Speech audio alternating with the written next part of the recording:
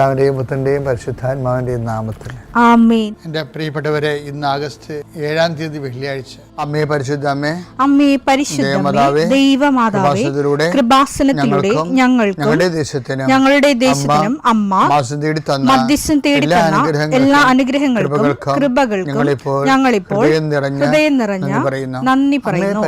അമ്മേ പരിശുദ്ധമേ, ദൈവമാതാവേ, 2004 ഡിസംബർ 7-ാം തീയതി ഉച്ചകഴിഞ്ഞ് 2:30 കൃപാസനത്തിൽ സംഭവിച്ച അമ്മയുടെ പ്രത്യക്ഷപ്പെടലിനെക്കുറിച്ച് തിരുസഭയ്ക്ക് സമർപ്പിച്ചിരിക്കുന്ന പഠനരേഖകളുടെ മേൽ സഭാത്മകമായ പഠനം ആരംഭിക്കുവാൻ ഞങ്ങൾ പ്രാർത്ഥിക്കുന്നു.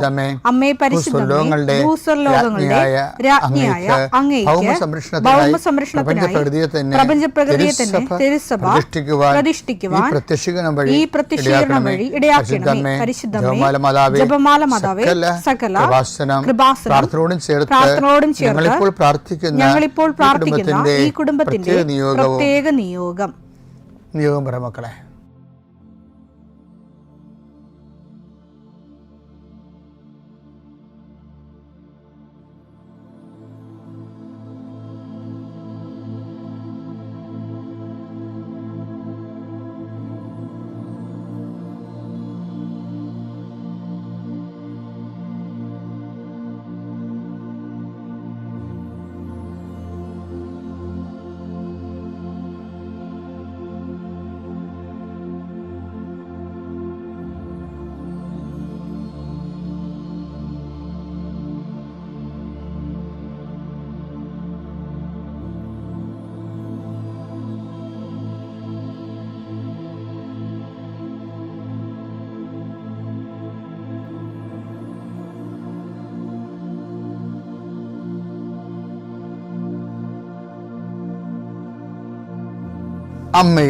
അമ്മയുടെ പ്രത്യക്ഷീകരണത്തിന്റെ ഈ അനുഗ്രഹവേളയിൽ ഞങ്ങൾക്ക് സാധിച്ചു തരുവാൻ കനിയണമേ. ആമേൻ. വിശ്വാസ പ്രമാണം. സർവശക്തനായ പിതാവും ആകാശത്തിന്റെയും ഭൂമിയുടെയും സൃഷ്ടാവുമായ ദൈവത്തിൽ ഞാൻ വിശ്വസിക്കുന്നു. അവിടുത്തെ ഏകപുത്രനും ഞങ്ങളുടെ കർത്താവുമായ ഈശോമിശിഹായിലും ഞാൻ വിശ്വസിക്കുന്നു. ഈ പുത്രൻ പരിശുദ്ധാത്മാവിനാൽ ഗർഭസ്ഥനായി കന്യകാമറിയത്തിൽ നിന്ന് പിറന്ന് പൊന്തിയോസ് പീലാത്തോസിന്റെ കാലത്ത് പീഡകൾ സഹിച്ച് കുരിശിൽ തറയ്ക്കപ്പെട്ട് മരിച്ച് അടക്കപ്പെട്ട് പാതാളങ്ങളിൽ ഇറങ്ങി മരിച്ചവരുടെ ഇടയിൽ നിന്ന് 3-ാം നാൾ ഉയർത്ത് സ്വർഗത്തിലേക്ക് എഴുന്നള്ളി സർവശക്തിയുള്ള പിതാവായ ദൈവത്തിന്റെ വലതുഭാഗത്തിരിക്കുന്നു. അവിടെ നിന്ന് ജീവിക്കുന്നവരെയും മരിച്ചവരെയും വിധിക്കുവാൻ വരുമെന്നും ഞാൻ വിശ്വസിക്കുന്നു. പരിശുദ്ധാത്മാവിലും ഞാൻ വിശ്വസിക്കുന്നു. വിശുദ്ധ കത്തോലിക്കാ സഭയിലും പുണ്യവാന്മാരുടെ ഐക്യത്തിലും പാപങ്ങളുടെ മോചനത്തിലും ശരീരത്തിന്റെ ഉയർപ്പിലും നിത്യമായ ജീവിതത്തിലും ഞാൻ വിശ്വസിക്കുന്നു. ആമേൻ. സ്വർഗ്ഗസ്ഥനായ ഞങ്ങളുടെ പിതാവേ, അങ്ങയുടെ നാമം പൂജിതമാകണമേ. അങ്ങയുടെ രാജ്യം വരണമേ. അങ്ങയുടെ തിരുമനസ് സ്വർഗത്തിലെ പോലെ ഭൂമിയിലും ആകണമേ. അന്നു വേണ്ടുന്ന ആഹാരം ഇന്ന് ഞങ്ങൾക്ക് തരണമേ.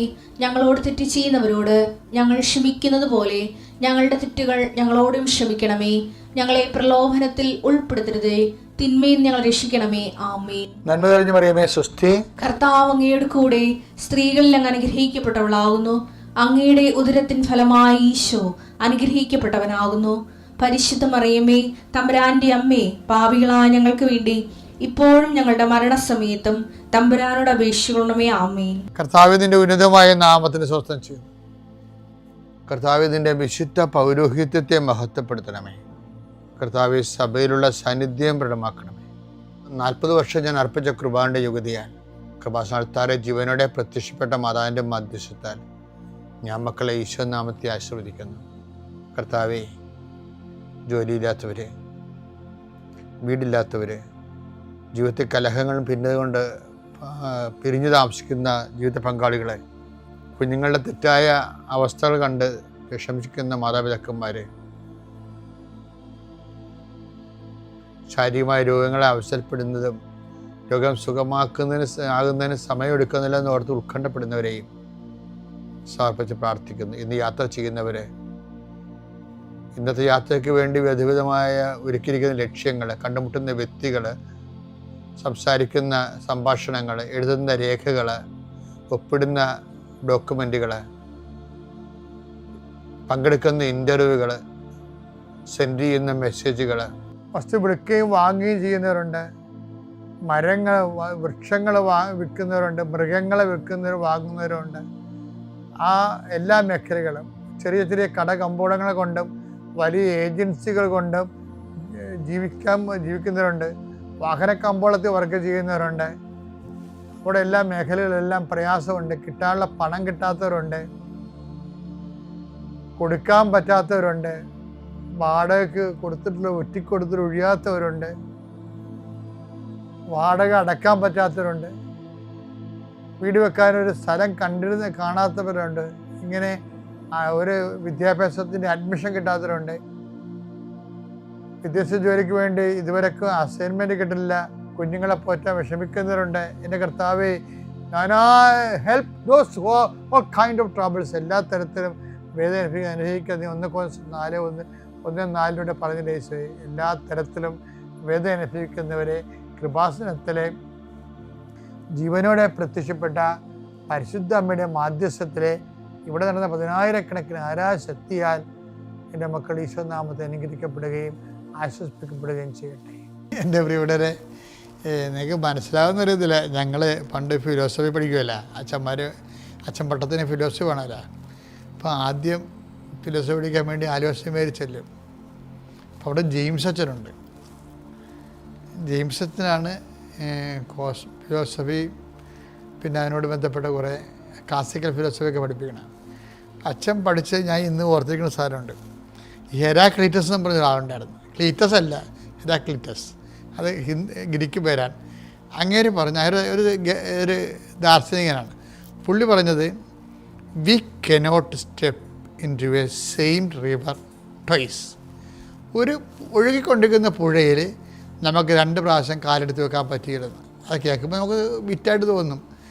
അങ്ങനെ പറഞ്ഞത്, നീ ഒരു കാലെടുത്തൊരു പുഴയിൽ വെച്ചാൽ കാല് വലിക്കുമ്പോൾ ആ പുഴ ഒഴുകി പോയില്ലേ, പിന്നെ അടുത്ത കാല് നീ വെക്കണത് വേറെ പുഴയിലാണെന്നാണ് പുള്ളി പറയണത്. ഇത് എൻ്റെ മനസ്സിൽ ഉടക്കിയ ഒരു കൊട്ടേഷനാണ്. പക്ഷേ ഈ വചനത്തെ നോക്കുമ്പോഴല്ലോ, നമ്മുടെ ദൈവവചനത്തിലേക്ക് വരുമ്പോഴേ ഇതുപോലെയാണ്. We cannot step into a same word twice. നല്ല അനോയിൻറ്റിംഗ് ആയിട്ട് വായിക്കുന്ന ആളാണ്, ദൈവമായിട്ട് ബന്ധമുള്ള ആളാണെങ്കിൽ ഈ നമ്മുടെ വചനം എപ്പോഴും എക്സ്പ്ലെയിൻ ചെയ്യണത് അതൊരു സ്റ്റെയിനർ പോലൊരു മീഡിയമാണ്. വചനം ഒരു മീഡിയമാണ് ശരിക്കും. ഇപ്പം നമ്മൾ ഓരോ സ്റ്റെയിനറൊക്കെ വാങ്ങിക്കത്തില്ലേ, എന്നിട്ട് നമ്മുടെ അതിൻ്റെ അകത്ത് ചോപ്പ് സ്റ്റെയിനർ ഒരു മീഡിയം വാങ്ങിച്ചിട്ട് പെയിൻറ്റുകാരൊരു മീഡിയം വാങ്ങിക്കത്തില്ല, മീഡിയം പെയിൻറ്റ്. അത് വൈറ്റ് നിറമായിരിക്കും. നമ്മൾക്ക് ചുവപ്പാണ് വേണ്ടതെന്ന് നമ്മൾ ചുവപ്പ് സ്റ്റെയിനർ ചേർക്കും, നീലയാണ് വേണ്ടത് നീല ചെയ്ത് ചേർക്കും. അതുപോലെ വചനം ഒരു ദൈവം ഇൻട്രാക്ട് ചെയ്യുന്നൊരു മീഡിയമാണ് നമ്മളോട്. അപ്പോഴേ ഓരോ ടൈമിലും നമ്മുടെ കാലാവസ്ഥ മാറത്തില്ലേ, അപ്പോൾ നമ്മൾ മാറുന്നുണ്ട്.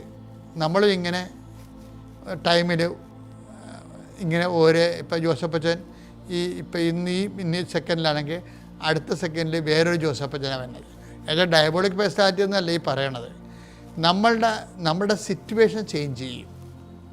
ഇപ്പോൾ ചില ആൾക്കാർ ചില മുറി ഇരുന്ന് കൂട്ടുകാരുമായിട്ട് ഭയങ്കര ചിരിച്ച് മറിഞ്ഞ് ഇരിക്കുന്ന സമയത്തായിരിക്കും ഫോൺ വരണത്, അമ്മയെ വണ്ടി ഇടിച്ച് ആശുപത്രി, കാലാവസ്ഥ മാറില്ല. അപ്പോൾ ആ ചിരിച്ച് മറിഞ്ഞ ആളല്ല പിന്നെ ഉള്ളത്. പിന്നെ ഉദ്യോഗമായി, ആകാംക്ഷയായി, സങ്കടമായി, എത്രയും വേഗം അമ്മയെടുത്ത് എത്രയും ആകാംക്ഷയായി. അപ്പോൾ നിങ്ങളിവിടെ സംസാരിച്ചു, ഞാൻ ഇവരോട് പറയാൻ പോലും, അല്ലെങ്കിൽ ഇവരെല്ലാം കൂടി കെട്ടിയെടുത്ത് കൂടെ വരണത് കാരണം ഇയാൾ ഒറ്റയ്ക്ക് പോയി കളയും. അപ്പോൾ കാലാവസ്ഥ ചേഞ്ച് ആവും. മനുഷ്യന്മാരുടെ അവസ്ഥ ഇതാണ്. ഓരോ സെക്കൻഡിലും വേറെ ഒരു മനുഷ്യൻ ജനിച്ചുകൊണ്ടിരിക്കും. പുതിയ കാലാവസ്ഥയും പുതിയ ക്ലൈമറ്റും പുതിയ ഒരു പരിസരവുമായിട്ട് അയാൾ വരികയാണ്. വചനത്തിൻ്റെ പ്രശ്നം എന്ന് വെച്ച് കഴിഞ്ഞാൽ, വചനം ഈ ഒരു മനുഷ്യൻ്റെ സിറ്റുവേഷൻ ചേഞ്ച് ചെയ്യണതിനനുസരിച്ചുകൊണ്ട് ഈ വചനവും ചേഞ്ച് ചെയ്യും. എന്നുവെച്ചാൽ ദൈവമാണല്ലോ വചനം മീഡിയമല്ലേ, ദൈവമല്ല വചനം വെച്ച് നമ്മളോട് സംസാരിക്കണത്. അപ്പോൾ നമ്മുടെ സിറ്റുവേഷൻസ് അനുസരിച്ചുകൊണ്ട് വചനം നമുക്ക് പ്രസക്തമായ ആ സിറ്റുവേഷനിൽ റെലവൻ്റായിട്ട്, അതായത് സർക്കംസ്റ്റൻഷ്യൽ റെലവൻ്റായിട്ട് മാറും. ആ സാഹചര്യ പ്രസക്തമായിട്ട് ദൈവത്തിന് നമ്മളോട് ഇൻട്രാക്ട് ചെയ്യാൻ വചനമെന്ന മീഡിയം ദൈവം ഉപയോഗിക്കുക. ഇപ്പം ഞാൻ ഉദാഹരണം പറയാം. ഞാൻ നിങ്ങളോട് നേരത്തെ പറഞ്ഞിട്ടുണ്ടല്ലോ, എന്താ പറഞ്ഞിരിക്കുന്നത്? 2 തിമോത്തി 2:13. 2 തിമോത്തി 2:13. നാം അവിശ്വസ്തരായിരുന്നാലും അവൻ വിശ്വസ്തനായിരിക്കും. എന്തെന്നാൽ തന്നെ തന്നെ നിഷേധിക്കുവാൻ അവന് സാധ്യമല്ല. നമ്മളെ ഒരു അവിശ്വസ്ത കാണിച്ചാലും ദൈവം വിശ്വസ്തനായിരിക്കും എന്ന് പറയണത്.